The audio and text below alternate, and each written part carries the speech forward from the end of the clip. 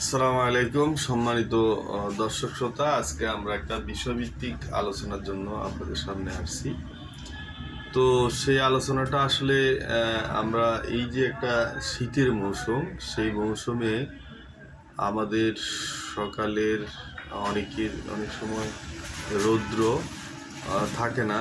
সেই ক্ষেত্রে অনেক বাচ্চাদেরকে আমরা মানে একেবারে নবজাতক, অর্থাৎ আজকে যে বাচ্চাটা ভূমিষ্ঠ হয়েছে এরকম বাচ্চাদের সম্পর্কে আমাদের কাছে প্রচুর তথ্য আসে। সেই তথ্যটা হলো যে বাচ্চাটা প্রস্রাব হলুদ করছে, বাচ্চাটা হয়নি, বাচ্চাটা প্রস্রাব চোখ হলুদ হয়ে গেছে, বিভিন্ন ধরনের এই ধরনের মানে সমস্যার জন্য ফোন দেয় যে আচ্ছা ঠিক আছে মিঠু ভাই অমুক সমুক যে কী করবো। তা আচ্ছা আমরা ওই বিষয়ভিত্তিক একটু কথা বলার চেষ্টা করব। সেটা হচ্ছে যে এই যে বাচ্চাদের প্রস্রাব হলুদ হওয়া মানে নবজাতক শিশুকে এটাকে কি বলা হয়? এটা এক ধরনের জন্ডিস, যাকে বলা হয় নিউনেন্টাল জন্ডিস, অর্থাৎ নবজাতক শিশুদের যে নিউনেন্টাল জন্ডিস হয় এই সংক্রান্ত ব্যাপারে আমরা আলোকপাত করার চেষ্টা করব। এখন নবজাতক শিশুদের নিউনেন্টাল জন্ডিস বা এই জন্ডিস কেন হয়? এই জন্ডিসটা হয় যে সূর্যের যে মানে আলো, সকালবেলার যে মিষ্টি আলো, সেই আলোটা আমরা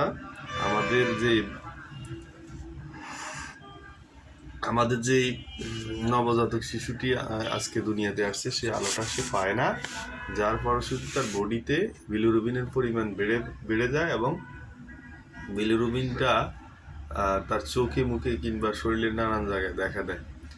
তো বোঝা যায় যে হলদে বর্ণ এবং এইরকম। তো এই ক্ষেত্রে আমরা এই বিলিরুবিন প্রোটেকশনের জন্য যদি আমরা একটা বিলিরুবিন শিশু বিশেষজ্ঞের দ্বারায় যে বিলিরুবিন বা সিরাম বিলিরুবিন টেস্ট করে তখন আমরা বুঝতে পারি যে আসলে শিশুটার কি অবস্থা। তো সেই ক্ষেত্রে ওর মাত্রার উপর নির্ভর করে অনেক সময় ফটোথেরাপি, হসপিটালাইজেশন করে ফটোথেরাপি দিতে হয়।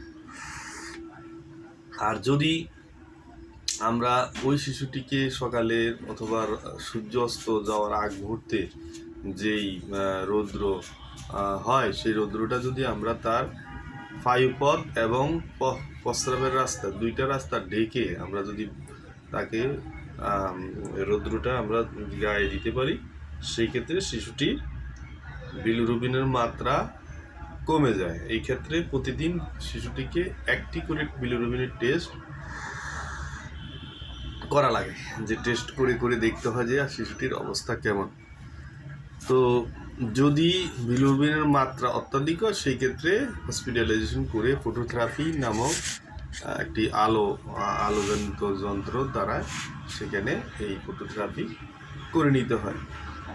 এখানে অধিকাংশ শিশুর এরকম অসুবিধা হলেও সেই ধরনের বড় ধরনের কোনো অসুবিধা এখানে হয় না। সেই ক্ষেত্রে আপনাকে কিছু সতর্কতা নিলে এই বিলিরুবিন মাত্রাটা যদি একবার আপনার শিশুটির দেহ থেকে কমিয়ে ফেলতে পারেন, সেটা আর দ্বিতীয়বার এক্সট্রেন করেন, অর্থাৎ সেটা আর বাড়ে না। অর্থাৎ এই ক্ষেত্রে আমাদের মজার বিষয় হয়েছে আমরা যদি বিলিরুবিনের মাত্রা একবারে যদি পয়েন্টের নিচে নেমে নিয়ে আসতে পারি তাহলে সেই বিলিরুবিনের মাত্রা আর বাড়ে না। তো সম্মানিত দর্শক শ্রোতা, আমরা যে সমস্ত শিশুদের এই শীতকালীন অথবা বর্ষার সিজন, যে সময় প্রচুর বৃষ্টিপাত হয় অথবা শীতে যে সমস্ত সূর্যের আলো থাকে না, ওই সময় এই বিলিরুবিনাল যে নিউনেন্টাল জন্ডিস সেটা দেখা দেয়।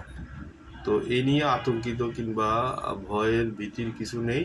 ও সঠিক শিশু বিশেষজ্ঞ দ্বারা যদি আপনি চিকিৎসা নেন, সেই ক্ষেত্রে আপনার শিশুটি খুব দ্রুতই এই অবস্থা থেকে মুক্তি পাবে। আসসালামু আলাইকুম ওয়া রাহমাতুল্লাহ।